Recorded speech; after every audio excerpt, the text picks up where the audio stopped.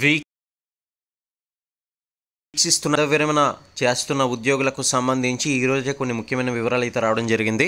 Skip చేయకుండా చివరిదాకా చూసేసేయండి. మొదటిసారి కనుక ఛానల్ని చూస్తున్నట్లయితే సబ్స్క్రైబ్ చేసుకునే వాళ్ళు సబ్స్క్రైబ్ చేసుకుని పక్కనే ఉన్న గంట సింబల్ నొక్కి ఆల్ నోటిఫికేషన్ మీద ట్యాప్ చేయండి.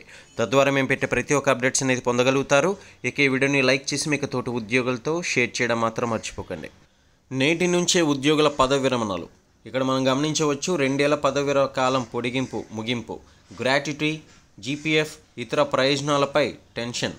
గతంలో రిటైర్ అయిన వారికి అందని ప్రయోజనాలు అయితే ఇప్పటికీ కూడా వీరందరికీ కూడా ప్రయోజనాలు ఏది కూడా అందలేదని అయితే ఇబ్బందులు పాలవుతున్నారు. ఇక విడతల వారీగా అంటూ చేతులెత్తేసిన సర్కార్.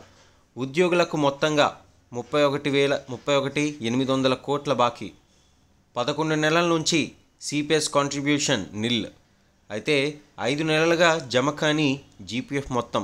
ఇప్పటికే ఉద్యోగులంతా కూడా ఇబ్బందులు అవుతుంటే పదవి విరమణ చేస్తున్న ఉద్యోగులకి కూడా ఎటువంటి ప్రయోజనాలు లేకపోవడంతో అందరూ కూడా ఈ యొక్క చర్చల్లో మాట్లాడడం అయితే జరిగింది.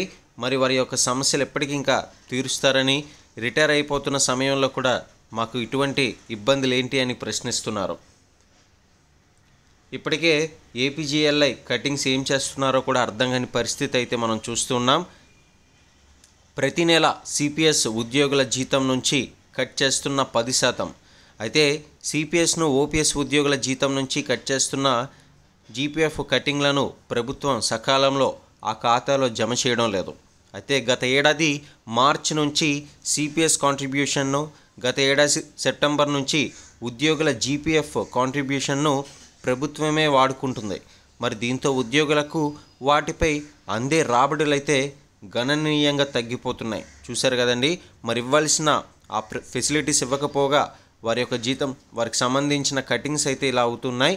మరి ఇది నిజంగా చాలా ఇబ్బందికరమైన విషయమని చెప్పుకోవాలి. పెన్షన్ బకాయిల కోసం విజయవాడలో ధర్నా చౌక్లో సోమవారం అయితే చేపట్టిన ఆందోళనలో ఈ యొక్క విషయాలు అయితే బయటకు వచ్చాయి.